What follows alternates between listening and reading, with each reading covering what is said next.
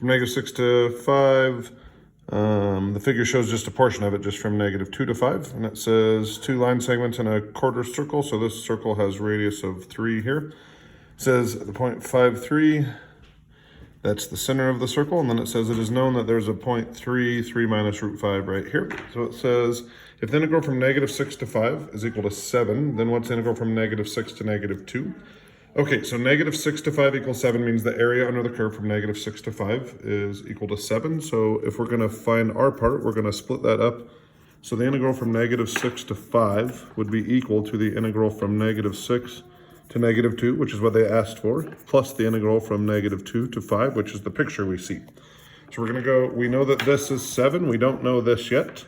We're going to go find this. So from -2 to 5. So first of all, that area cancels with that one. And that area cancels with that one. So I'm just this section here. That area is 2 right there. So again, those cancel and those cancel.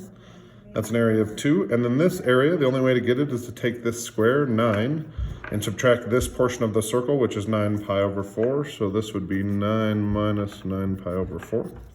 So my area here is 2 plus 9 minus 9 pi over 4.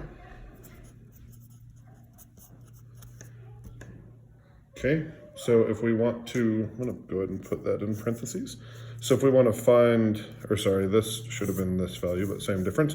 So if we want to find this, we're going to take 7 and subtract that. So we're going to get 7 minus 2 minus 9 pi over 4. So we get 5 minus 9 plus 9 pi over 4. So we get 9 pi over 4 minus 4. Is the answer to part A. Part B says take this one and evaluate it. So I'm going to factor the 2 out. I'm going to do the integral from 3 to 5 of f prime of x dx plus the integral from 3 to 5 of 4 dx. So this fundamental theorem says if you have f prime in here, you're going to get out f at the end minus f at the start. Then this is just a horizontal line at 4, so that'd be an area of 8. So f of 5 is 0. F of 3, they already said was 3 minus root 5. That is what they said, right? Yeah. Okay, so when we distribute this, we distribute 2 and we get -3 plus root 5. So we get -6 plus 2 root 5 plus 8. So we get 2 plus 2 root 5. C says, here's g is given here, find the maximum value of g. So as we've seen before, when g of x is equal to the integral from -2 to x of f of t, that means that g prime of x is equal to f of x. So that means that this is a picture of g's derivative. So if we want to find the absolute maximum value, we think we have the starting value, then we go up some, we go back down, we go down a little more, we go back up that amount, and then all of this is positive. So judging by those areas, my max is going to be at 5. Okay, so if we're interested in that value, we would just need to do the integral from -2 to 5 of g of x, which we already calculated.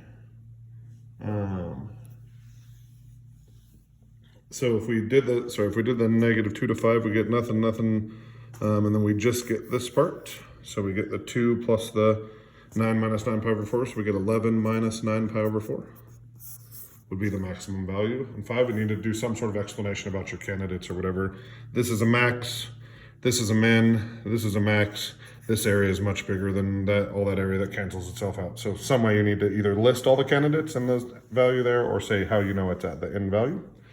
Last one says, what is the limit as x approaches 1 of 10 to the x minus 3 f prime of x over f of x minus arctan of x? Okay, so if we just try plugging a 1 in here, we get 10 f prime of x. So f prime of 1 would be the slope right here, which is 2. So that'd be a 6. F of 1 is 1.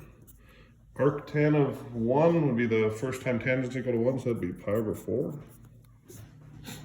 So we get 4 over 1 minus pi over 4. So just plug in, calculate the values. All right, guys, thank you.